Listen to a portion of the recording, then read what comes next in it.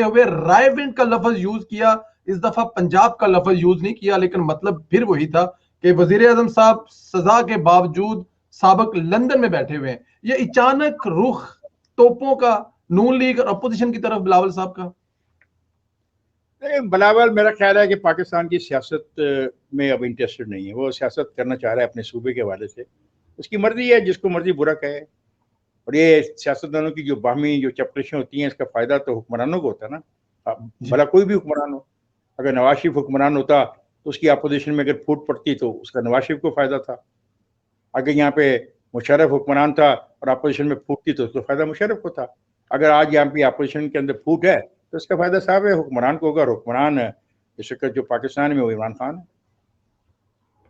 Sir बिल्कुल ठीक है, लेकिन सर अगर देखा जाए तो बिलावल साहब आज से हमें 2 4 6 महीने पहले लगता था कि ये बेनजीर की लेगेसी लेकर चल रहे हैं, लेकिन अभी किस लाइन पर चल पड़े हैं? देखो बेटे, लेगेसी कोई किसी की नहीं लेके चलता है। एक ठीक है, माँ बाप होते हैं, वो कुछ चीज़ें करते हैं, आप उनके कॉपी तो नहीं कर सकते क्योंकि आप डिफरेंट होते हैं। और माँ जो थी वो तो चारों सूबों की जंजीर थी, हकीकत जो है। और ये तो चारों सूबों में पीपल्स पार्टी कहाँ खड़ी है? जो पिछले इंतखाबात हुए हैं पंजाब के अंदर, यहाँ पे पीपल्स पार्टी के जितने वोट मिले हैं वो आपके सामने हैं।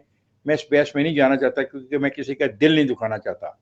क्योंकि अभी जहाँ हमें पीटीआई के ट्रोल्स गालियाँ देते हैं, अभी माशाल्लाह आपके इस प्रोग्राम को अगर सुन लिया तो उनके भी ट्रोल्स हमें गालियाँ देंगे। तो सवाल है कि पॉलिटिक्स जो है वो आवाम के लिए की जाती है। और मैं समझता हूँ कि पाकिस्तान के सियासी जमातों ने कोताही की है, जिसका फ़ायदा हर वक्त के हुक्मरान को हुआ है। वो है कि सियासी पार्टियों ने अपने आप को सही तौर पे ऑर्गेनाइज नहीं किया। अगर ये स्ट्रॉन्ग पॉलिटिकल फोर्स के तौर पे मर्ज अपने आप को ऑर्गेनाइज करते, जिस तरह मैं सोचता हूँ, जिसको कहा जाता है कि मेरी जो सोच है वो ऐसे एक ख्वाब में देखता हूँ।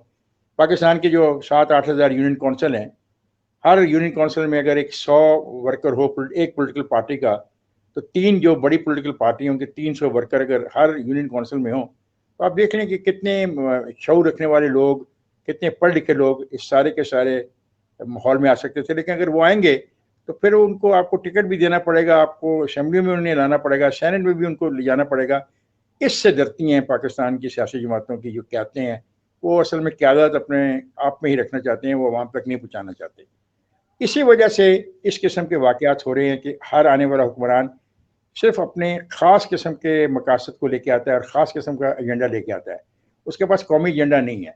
कौमी एजेंडे जो होते हैं वो नज़रियाती सियासी जमातों के पास होते हैं, वो मुसलसल चलते रहते हैं।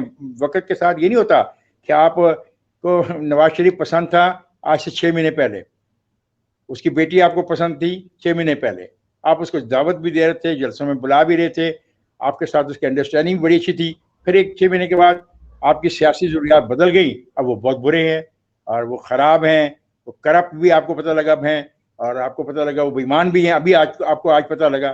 तो ये हैरानकुन बात लगती है कि अगर वो करप्ट और बेईमान हैं और नॉन करप्ट और बेईमान है तो फिर बिलावल जैसे आदमी को तो पहले दिन से पता होना चाहिए था। और अगर इतनी असूली बात करनी है बिलावल भाई ने, तो उनको फिर उस दिन से कहना चाहिए था भी हम आप लोगों के साथ नहीं बैठ सकते क्योंकि आप लोग अच्छे है ही नहीं। ये मुझे समझ नहीं आती है कि हम करते क्या हैं।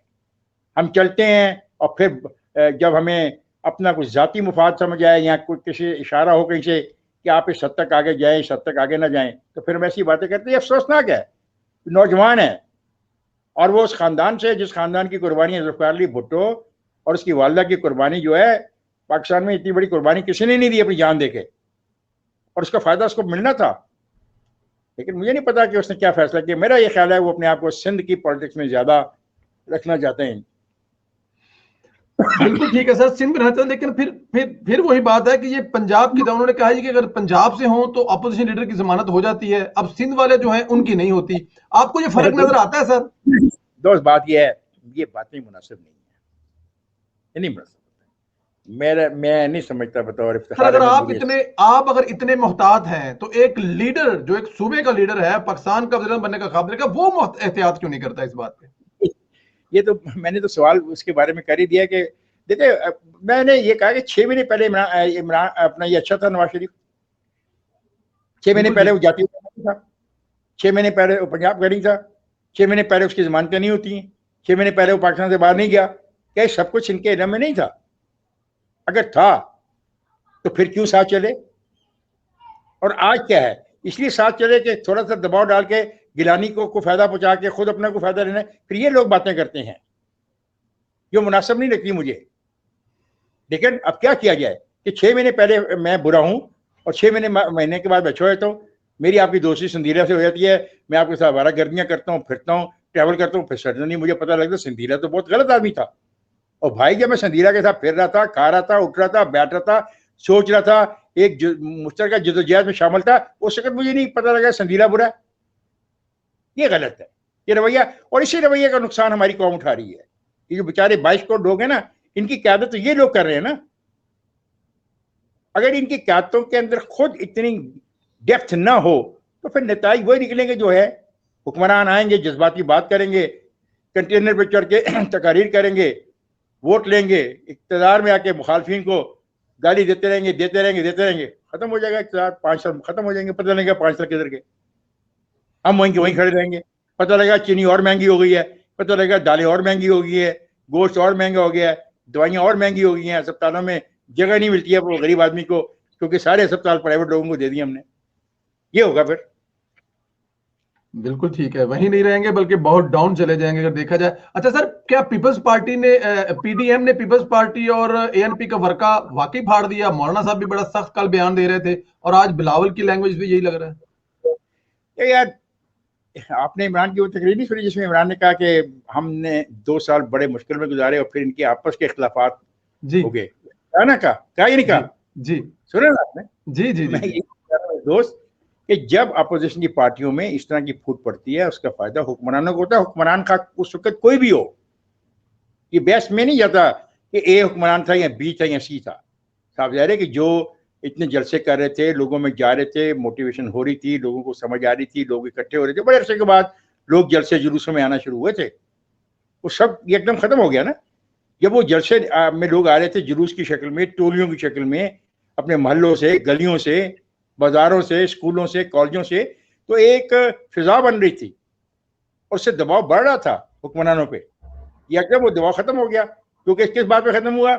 एक मीटिंग में एक साहब ने कह दिया एक पार्टी लीडर के बारे में कि भाई इसको कहो बरतानिया से आके गिरफ्तारी दे, हमारे साथ जद्दोजहद करे। खत्म हो गई बात, वो सारा दबाव ही खत्म हो गया। तो मैं ये तो इल्जाम नहीं देता कि दबाव क्यों खत्म किया, क्या इसके मकासद है, लेकिन ये हकीकत है कि जो दबाव था, मैंने उनके खुद जलसे सुने हैं। मैंने 3 जलसे जो है पीडीएम की जाके खुद सुने हैं और मैं हैरान था कि लोगों की जो उसमें पार्टिसिपेशन थी, खा वो कराची में थी, खा वो कोयटा में थी, खा वो इसमें अपना गुजरांवाला में थी। मैंने वो पार्टिसिपेशन देखी है, वो लोगों की रियल पार्टिसिपेशन थी।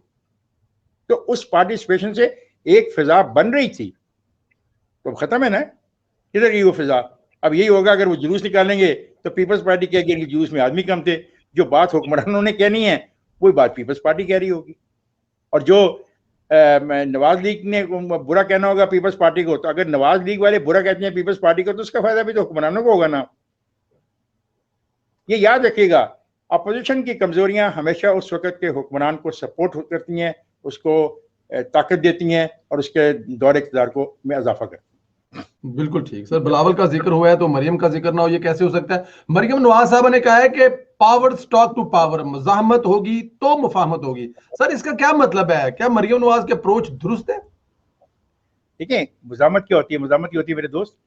सड़क पे आके जुलूस निकालना, जलसा करना, नारा मारना, पुलिस वाले को हटाना, उसको कहना पीछे हटो, हमने आगे जाना, ये मुज़ाहमत ही है। मुज़ाहमत बंदूकों वाली नहीं अब चलती। वो दुनिया में वो दौर मुज़ाहमत का जो था बंदूकों का, अब ख़त्म हो गया। अब लोग अपने पार्टिसिपेशन से, जलसों से, जुलूसों से, कॉन्फ्रेंसेस से, कन्वेंशन से, पार्टी मीटिंग से, ये मुज़ाहमत होती है। और मैं समझता हूँ ये बात दुरुस्त है कि जब आप मुज़ाहमत करते हो तो फिर आप अपनी स्पेस बनाते हो ना। अगर आप मुज़ाहमत ही ना करो तो फिर आपकी स्पेस नहीं बनती, और जब आपकी स्पेस बनती है तो वो फिर आपकी ताकत बन जाती है। मैंने आपको मिसाल दी है ना कि पीडीएम के उन जलसों को आप देखें जिसमें बिलावल साहब भी शामिल थे। देखें ना, बिलावल साहब को कुछ चीज़ें अब याद आ रही हैं। जब इलेक्शन हो रहे थे गिलगित बिल्तिस्तान के, तो उस वक्त भी तो ये दोनों लीडर एक ही शहर में रह के मुख्तलिफ जलसों से खिताब कर रहे थे, नहीं कर रहे थे? बिल्कुल कर रहे थे। उसका एहसास क्यों नहीं पैदा हो गया कि ये बुरे हैं? छोड़े, मैं कुछ बातें आप वक्त पर छोड़ दिया करें, लोगों की बेहतर जजमेंट